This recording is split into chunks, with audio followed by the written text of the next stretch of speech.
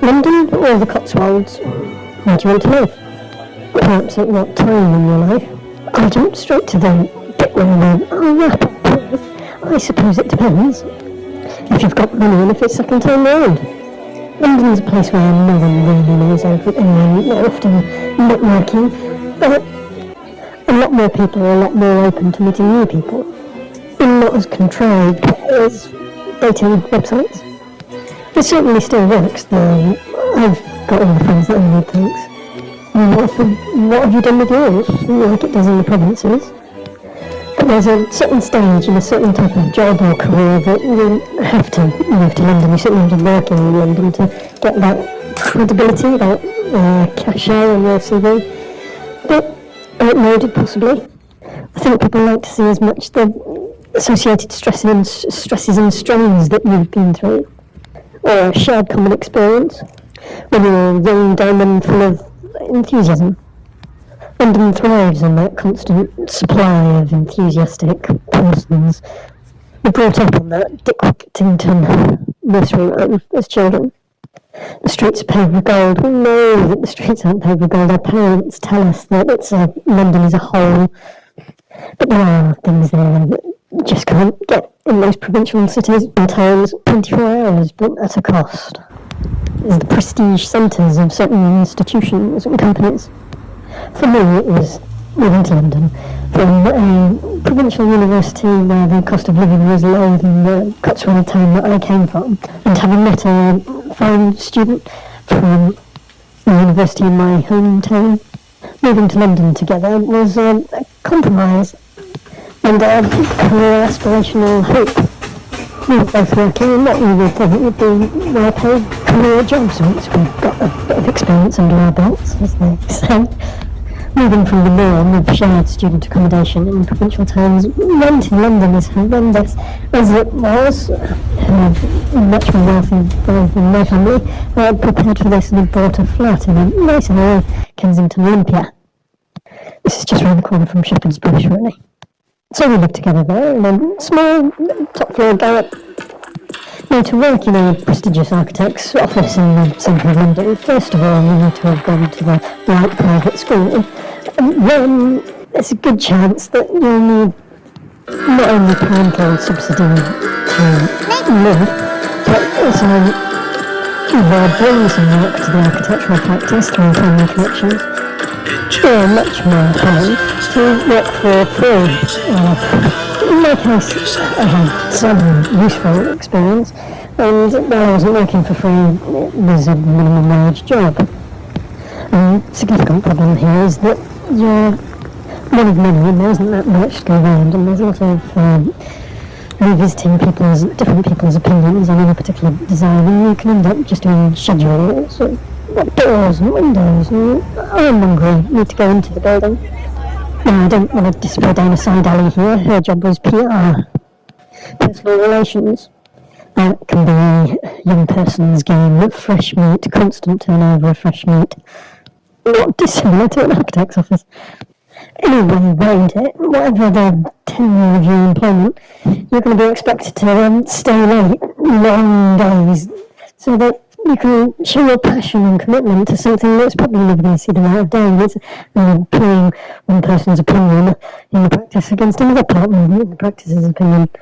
In vying for equity, your work-life balance has got to be all to cock, or you're not assuring yourself on that postgraduate course. With the reference from these kinds, now any sort of relationship that you manage to get into in these fleeting moments of freedom that you both might go is going to be grasping at straws, really, for further commitment, because you'll never see each other. Corporate entertainment you might get offered. Your employer will get sent tickets for corporate entertainment from suppliers of, well, in architectural sense, materials often. They're hosting free food and alcohol on a boat going down the Thames with a disco on board. That was the best one, but not one as good as that by any stretch of the imagination. And your boss has already seen through the platitudes, and it is just a way of keeping the CAD slaves clinging on the tenuous hope, keeping them placated, and those chocolate fountains with added Baileys to keep it flowing, just taking the edge off. Really, your best bet is to find a way of getting a job in the young partner's hometown that she came from. Now, if she's actually from London, it's a bit more difficult. In my case, that person ended up marrying a pop star's brother, and still affecting her. But don't take my advice. The last thing some people can do is move back to the hometown with not like that one escape. You've got to gauge it yourself. I'm not a full formula. But don't catch up with some other people that you now have moved to London from your hometown and fall into that little clique. Tensions will arise between old and new friends. I'll compare and not contrast my experience with a couple of friends from their university undergraduate course, who also made the move unbeknownst to me. And now I can hear you say, friends, define that for us. What is friends? Oh, you know, we all go to the coffee shop together after work. No, it doesn't mean living out of each other's brother or sister's pockets. It's reminding me though how that firm that you work for that's so cool, they let us wear t-shirts and stuff. Then it's a bit like working for Apple because we're like hot desking and we're even sharing an office with other firms. They're paying you less than if you wear a shirt and tie and jacket and suit set up. You get paid more if you wear that uniform. You can still go for the after-work drinks, and you are investing a big part of your income on those same people that you get to interact with all day. You should have an agenda there. If it's a mixed office, if they put thought into that with male and female and other, you're also likely to be paid less. Now, I saw my friend Graham, I'd set him up with a girl friend that seemed to like me, but I wasn't interested that way. No, she was very interesting. You would think it was his first girlfriend. They were both smitten. But he started to ask unnatural acts of her.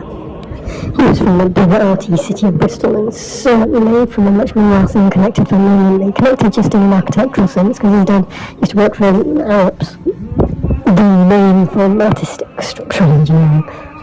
His main interest seemed to be the little triangular wraps of dexes that he kept in his clipped metal pencil case. I think it was a sort of reciprocating. He took me off to Barcelona. No, took me off. We went off to Barcelona to visit his sister that was teaching English as a foreign language. So I hadn't anticipated his sister would be anything like as, well, wonderful as she was. I suppose the indicators were all there that she was actually embezzling one of her students. Not financially, only in the sense of romancing when they would have been like a vulnerable person if she was the teacher. Even of consenting age.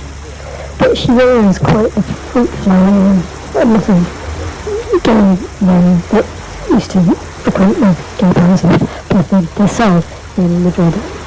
So she was sucking up to all this muscle and getting nowhere. But dancing in tables was good fun. I've never really seen Graham letting his crop three hair down quite so much as he did. He even took his glasses off so he'd look his best. I thought he would have been better off going for that Harry Potter look, you know. And he's the twink. A revolting concept. Fruit Fly Sisters initiation party, shall we say, for YouTube's algorithm benefit and avoidance of censorship.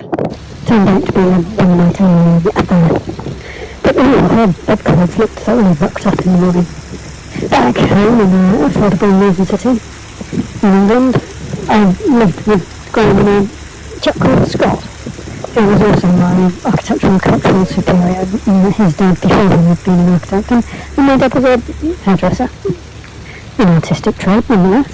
And a man that does ladies' hairdressing is a flamboyant, expressive individual by nature.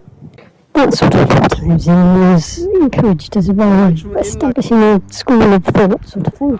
24-hour architectural version of eat, sleep, rave, repeat. We would have soirees. A digression. Graham moved to London. He got used by notable practice with all uninspiring but necessary parts of the work. He decided he'd set up on his own and teased a few of those clients that he had met away from that big firm and charged them much less. In this buoyant economy that he had, he did quite well. But it was a lonely business setting up on your own, and he wanted a colleague to work with, so he advertised. Agencies sent him tranche after tranche of applicants that he thought he could get on with sometimes at interview, but were pretty rubbish, and others that were great, but God, no, he just didn't fancy him. A young, hyperactive Portuguese guy came his way before Brexit. He was very enthusiastic. He really loved architecture, discussing it at tactile, tangible levels of detail. He loved poking around with little models. And being that Graham had recognised that it was very important to have the cachet of a central London office, that sort of shared workspace with other companies that he worked out of, they just popped down to the pubs and bars and restaurants of London. So, after work, and disappear after their own respective homes afterwards, but the Portuguese guy will always be hinting that he wants to move up to something better, wants to get more involved in the practice. This very camp Portuguese man was seducing poor Graham. He's loads of fun, Graham says to Mark as he rubbernecked his girlfriend, as they were going into the old bar just as they were coming out. But Graham couldn't really support the lifestyle. With the downturn in the economy, he had to first just maintain a PO box and then just be satisfied with a commuter belt address. Now he's left forever chasing that golden time with increasingly reduced salubrious surroundings and decreasingly architectural address, void of cachet. Moving on to housemate Scott. He was a quiet type, but very likeable. He had a very green ethic, environmentalist rather than Graham's style ethic. There's no ethic to style, so. In the early days of LinkedIn, you could put your CV up and do your networking, but you had to pay to alter it at any later date, so you had the absolute truth of what you thought was important at the time. Now, Scott lives in the commuter belt outside of London, far from there. He works as a tutor, a mentor at Central London Architectural University. He did actually go to this university for his postgraduate studies, but none of his students know this. He did a few courses at the very prestigious, very expensive Bartlett. So he angles it that his postgraduate diploma was from the Bartlett School of Art. I used to look up to him because of his contextual design approach and his way of integrating sustainable technologies into a super-insulated envelope that brought inside and outside space together with different use of different planes above to the side and below. Just a series of prints sometimes, but also expandable pod design from a very well-known manufacturer that had been well off having a share in each and every one produced. His approachable and engaging and empathy-based interaction with his students keeps him popular for over a number of years.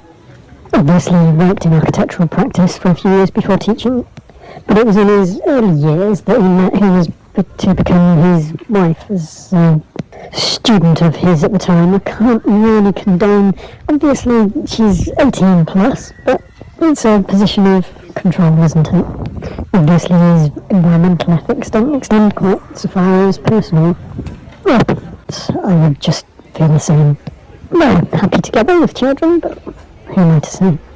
When I inquire with agencies mainly about architectural work, the agent has, before now, been, when meeting me and in person, nothing recordable. They have been very clear that people are often looking to employ someone that they, in due course of time, anticipate that they might be able to have a romantic relationship with. When you're self-employed, there's always the hope of something just over the horizon. You will pay huge rents in London, even for a hot seat, in the hope of what's around the next bend. Will keep people on because even though it's not strictly economically viable, you can feed into that busy. You know things are heading into the realms of the law of diminishing returns, but this is your image, this is who you are to all the world that you know. London is like a vampire. It sucks in gay and kind of sexual persons from all around the world, risking their life for the chance of the big one. After they ditch that life jacket and get off that raft, they're going to find someone to love them in between their cleaning jobs, and they'll do everything it takes, and they'll have their children do everything it takes. The soulless vampire that is a London employer cares nothing for the implications of their short-term choices. Their selection of contractors that gave rise to the legitimate concerns of Brexit voters. They're themselves just upping sticks and shifting off to the Cotswolds their second home when it comes to news that London will be closing down with COVID. My London experience, well, I got sat next to, in the same building that an architectural agency that got me the work. I was put in the ranks, sat next to the boss's Polish girlfriend who was very ugly, and the makeup, huge amounts of makeup, really didn't help at all. As soon as she opened her mouth, you could somehow tell that she'd slept her way through architectural university in Poland, and was doing all it takes by night here.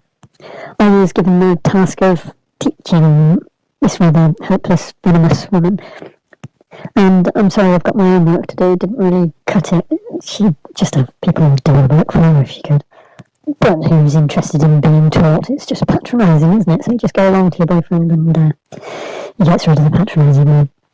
As it turns out, the very next day out of the blue, an agency from Bristol phoned me up an hour's travel time of the centre of the Cotswolds, Birmingham, Oxford, Bristol.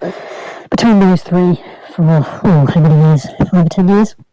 I was able to get £25 an hour for 12-hour days, rather than being intimidated into staying over because it's a career choice after 5, often until 9, and be an all-nighter if we really need it, won't it? And competing with every new influx from anywhere for whatever the hourly rate I could get would be. Of course, the influx from anywhere else did spread westwards, but London is where people want to immigrate to. That's where I can offer the best lifestyle choices in the world, apart from New York, possibly. You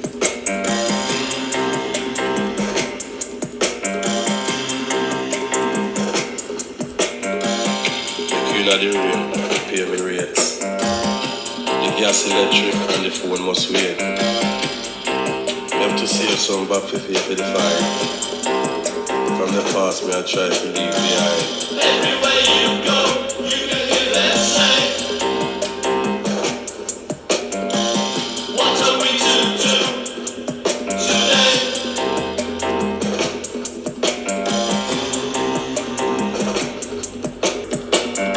My passport run out this afternoon. Everywhere you go, you can hear that sign. What are we to do today? Lord have mercy. We queue at the bar. If you buy a scotch, we get a tap on me back. Do I wanna buy a watch? But me have no need for a second hand, cause time with no man. Everywhere you go, you can hear that say. What are we to do today? Walking less than an hour when living and working in London was my thing, but the alternative, really, is living a long way out, commuting, sitting on the train for an hour. You like to get out of the city at a weekend, and Canterbury is a very pleasant, adorable, historic town to visit from that metropolis that is best just visited. I've explained, mainly because of competition, that outgoings can be much higher and income can be significantly lower in London than the rest of the country. In part because of your vocation. So in the 1970s and 80s, the NHS were trying to encourage staff by describing caring as a vocation and give it a prestige that the Carry On films certainly added to. But the British weren't buying it, though there are definitely prestige professions within the NHS in healthcare. There's a lot of dog's body work realities. A lot of nurses from the Caribbean and the ex-colonies more generally have been a great success for the NHS, sometimes slightly less so for the Windrush generation themselves. So the NHS extended this policy much further into what were then third world type countries almost, certainly developing world countries, and turning to Europe. Now, until Brexit, there were lots and lots of very skilled European, particularly Spanish nurses, doctors and consultants. Tranches of Indian doctors and nurses came over with a family connection here often. And the NHS went actively recruiting to the Philippines, where they have a particular healthcare worker training policy, and produced some very good, very agreeable staff. Now, since Brexit, the NHS has really stepped up their recruiting overseas foreign workers from these far-flung places.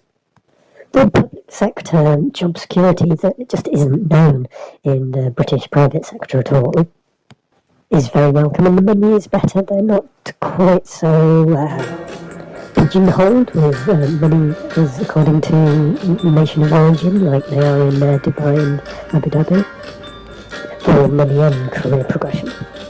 The Philippines provides nursing care throughout the English-speaking world, batch after batch for generations since Marcos. The point I'm getting to here is vulnerability. So the NHS keeps this vulnerable relationship going for a changing number of years. Sometimes it's been just a couple of years before you arrive, do like a trial period. I'm sure it's there 3 months or 6 months in the job, but as far as the government and the recruiters are concerned, 2 years until you get your passport, your British passport. This has changed to 5 years. The government and the NHS keeping these people vulnerable for longer. Now, in a relationship with another person from the country that you're going to, 5 years of being a vulnerable person is a long time for a relationship. You are either in an equal partnership with your batch peers, or you're in an unequal partnership with a local that you're integrating with, as the government encourages. The government actively encourages unequal partnerships between sexual partners. It actively promotes abusive relationships, intrinsically abusive relationships, because one or other of the parties is significantly more powerful than the other. Myself personally, I couldn't be in such a one-sided balanced relationship. I met someone after they got their passport. And anyway, the relationship with power balance is very much the opposite way, with them having very much the job security and income that seems to elude me. Always private sector, always having to live by my wits. Please help by liking and subscribing. But more importantly, vote ethically. As far left of centre as you can justify to yourself. London waiting, as in lifting and heavy objects, used to be there where you get paid more for working in London. This is only a public sector thing. This isn't anything that really exists in the private sector.